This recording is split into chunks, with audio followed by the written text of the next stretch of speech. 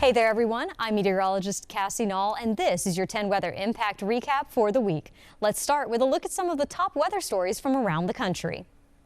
Denver, Colorado just had one of its biggest snow events of the winter season, except it happened in May. While spring snow is not entirely unusual, this week's snow was especially heavy for this time of year. Denver Metro received around 3 to 8 inches of snow, while the higher elevations of Rocky Mountain National Park saw 2 to 3 feet of fresh powder. After one of the hottest and driest winters on record with historically low snowpack, this wintry weather was a blessing for many reasons. That snow brought much needed moisture to Colorado ranches. Mark Salinger spoke to one farmer that says this storm will save him from having to sell off his herd. We're praying every single day. Every single day we are praying for moisture. A muddy pasture is a welcome sight at Chardulo Ranch. We woke up in the middle of the night last night and we heard rain, and we opened the window and I was just like, thank you, Lord, it's raining, it's raining. Erica and Josh Chardulo have 44 head of cattle on their land outside of Loveland. Water is everything.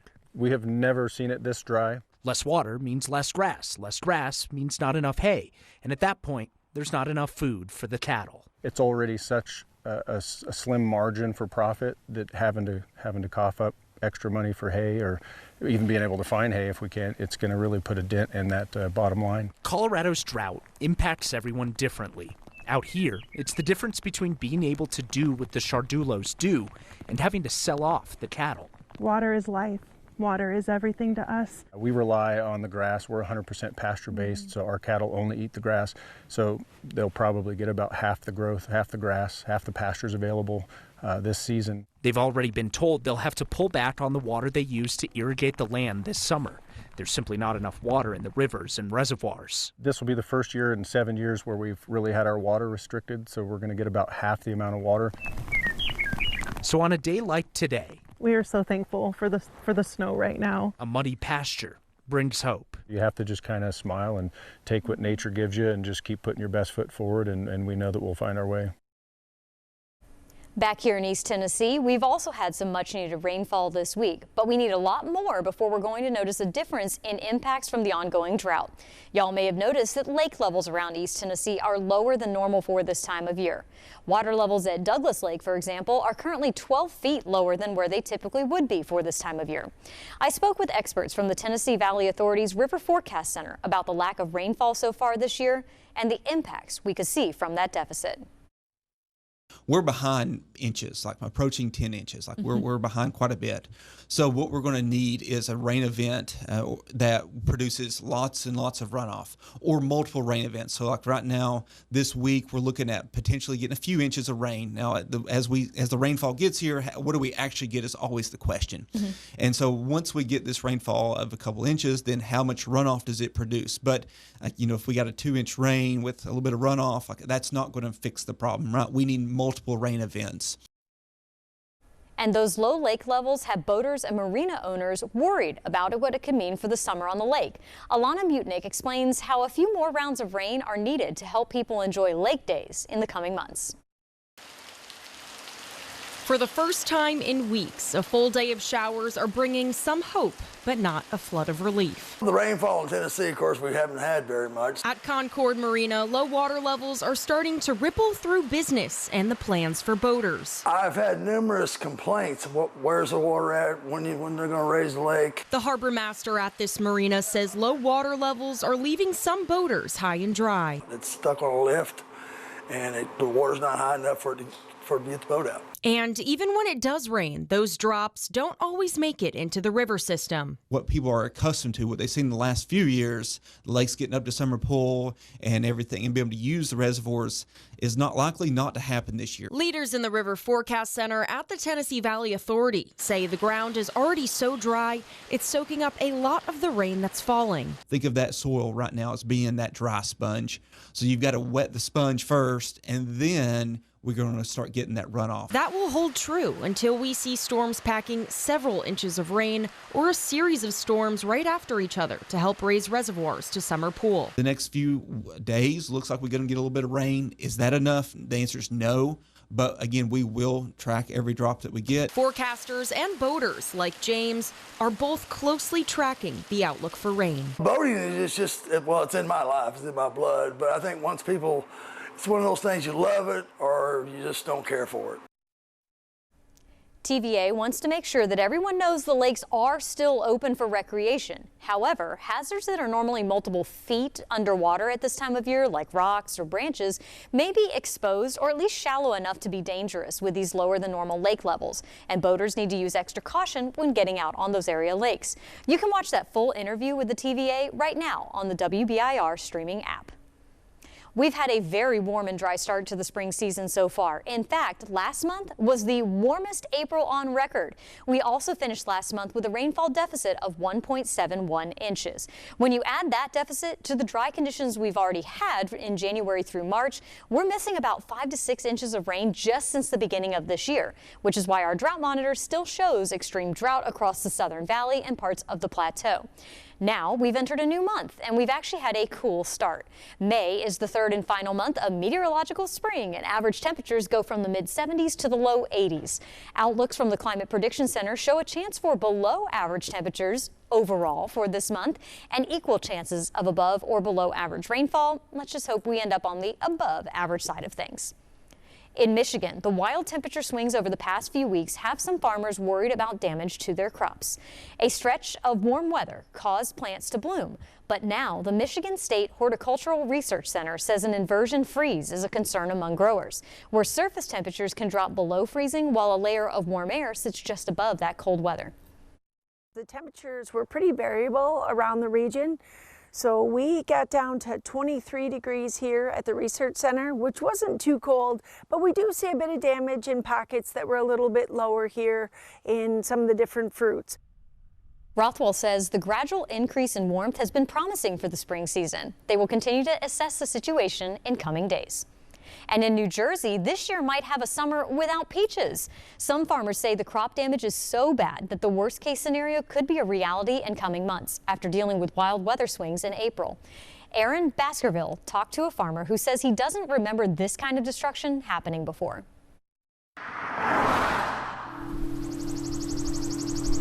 How bad is this for folks who don't understand? This is catastrophic. I doubt folks will be able to find any peaches this summer at all in New Jersey. A rough month for Heilig orchards is an understatement. Like many other farms in South Jersey and the rest of the state, Carl Heilig tells NBC 10 his peaches are gone. 200 acres of the fruit ruined from drastic weather swings. When it gets that cold, you can't do much about it. I mean, these little tiny peaches were in the worst possible stage that they could have been in to sustain that kind of cold weather, and I mean every one you cut open is just dead. A few extremely hot days that caused the fruit to blossom, followed by frigid weather, killed his peach crops. They make up 80% of his bottom line. There's 5 apples and they're all dead. Yeah. It's crazy. Not only are his peaches destroyed, but his apples, asparagus, and pears suffered great damage. Without crop insurance, Heilig says his multi-generational mid-sized farm would need to shut down for good. So you're saying without the crop insurance, there was a chance you would have to shut down? Oh, if we didn't have crop insurance, I'd be calling the auctioneer to have an auction, and that would be the end of it real quick. As we walked around the orchard, Heilig warned of more expensive fruit. His workers gathered what they could of the asparagus crops. Once that work is done, the jobs go away for now. I really don't know what they're going to do. They're going to have a... So people will be out of jobs because of... Oh yeah, definitely. Not just, the workers on the farms, the workers in the packing facility we send to. Hanging on by a thread and hoping next year can ease the blow from a heartbreaking and costly spring. In Minnesota, as we are nearing the 1-year anniversary of devastating wildfires that burned through northeastern portions of the state in 2025, one county is working to support regrowth among the ashes. Sophia Lauber visited lands burned by the Mungershaw fire and shares the environmental efforts that could help prevent further tragedies in the future. In between the charred remains of trees left behind by the Mungershaw fire, crews are planting thousands of saplings to help these forests recover, a process forestry experts say could take centuries on its own. Pine usually depends on fire for regeneration, but not if that fire is too intense.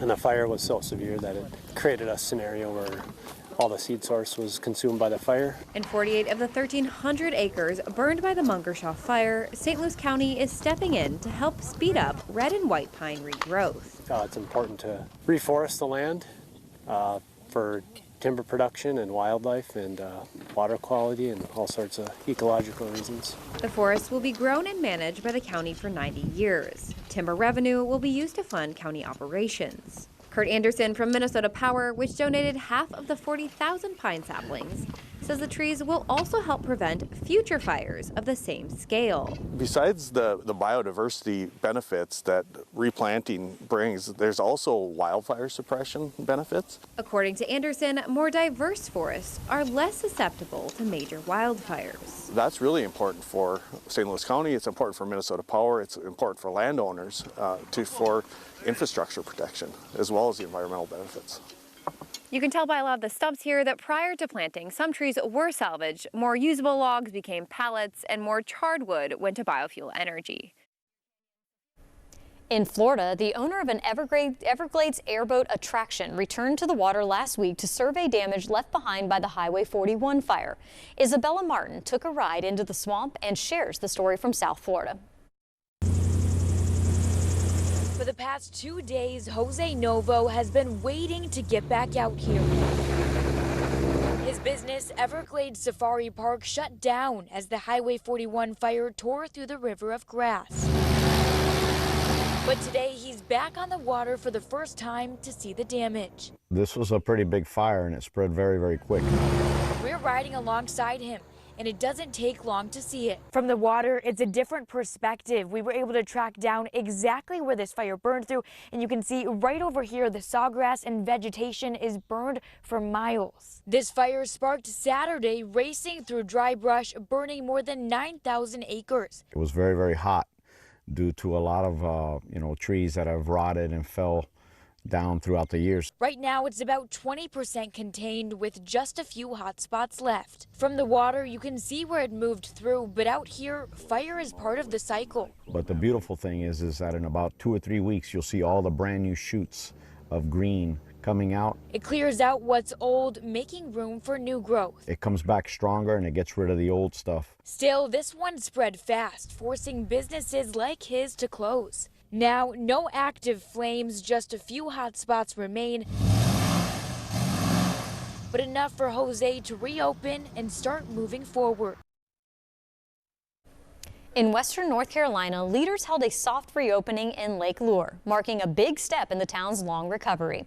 The reopening gave neighbors and visitors their first real look at the lake since it was drained due to damage by Hurricane Helene in 2024. Access is still limited, but many in the community say the moment has been months in the making, and they're excited that it's finally here. It's a homecoming to see the lake like this, to hear the dogs and see them play in the water, to know the water is safe, to see the green, to see the trees. Yeah, it's peaceful. I hope that people come and they see the lake and they talk to the people, they go into the shops, they look at the beauty, and they remember that promises come true. Town leaders say they're hoping for a full reopening by Memorial Day weekend. The city of Asheville is shining a light on the people who are helping bring tourists back to the mountains after Hurricane Helene. The Heroes of Hospitality Awards recognized and honored more than 40 hospitality workers, and one of the nominees, Josh Burnett, has been in the industry for about 12 years. He says he was surprised to be nominated, and that's just part of the job he's always loved. He says that even during the busy tourism season, it comes down to simple, everyday interactions. We're the ones that are really interacting with tourists that come to town, and I think that, leaving a positive impression and giving them the best experience that we can, it makes them want to come back to Asheville, especially after Helene. Working here at Vinny's, I really felt that sense of community. The president and CEO of Explore Asheville says hotel revenue is up about 20%, and word of mouth is a big driver of tourism. Also in Asheville, city leaders will decide how to spend millions in disaster recovery while rebuilding after Hurricane Helene. Kimberly King explains how the funds could be used. Asheville city staff confirm 132 homes are active applicants waiting for Helene rebuilds or repairs. Staff confirm 1 home's complete and 7 approved. During today's Housing Development Committee meeting, Councilwoman Sage Turner said greenlighting additional Helene disaster funding is her priority. I don't feel like our residents' homes are getting fixed. Council, with federal HUD disaster recovery funds, could approve millions towards 3 public-private partnership apartment projects. It's time sensitive to try and move forward the projects that we think are most likely to get built as quickly as possible. The 3 include one along Tunnel Road. The proposal is to approve $18 million in recovery dollars towards more than 300 units. However, staff estimate costs to repair and rebuild Helene-damaged homes could run between $30 and $40 million, which has Turner concerned. I am putting fixing people's homes at the top, fixing infrastructure at the top, and subsidizing affordable apartments below both of those. I don't want to just build apartment complexes in place of fixing people's homes. However, Councilwoman Shanika Smith and Committee Chair Antoinette Mosley felt the discussion should move forward. We can probably push forward the recommendations for both to full council. So am I hearing that as a motion? That is the motion. 3 council members on the committee voted. And this is just for the 3 developments. The motion passing to move the conversation to council. Councilwoman Turner opposing the apartment funding proposal, where conversations with full council may continue. And now let's get a check of your 7-day forecast. Temperatures will stair-step their way back up to or even possibly slightly above average as we go into Mother's Day weekend. Watch for these rain chances. You'll want to check back for updates. There's still some uncertainty on the timing and the coverage of them, so they may affect your outdoor plans. Keep an eye on that. And then into next week, we cool back down again as we start off the first couple of days of next week in May. Thank you so much for watching. And remember, you can get the latest forecast and watch our 24/7 live radar anytime with the WBIR app. You can download that app for free and watch on your TV.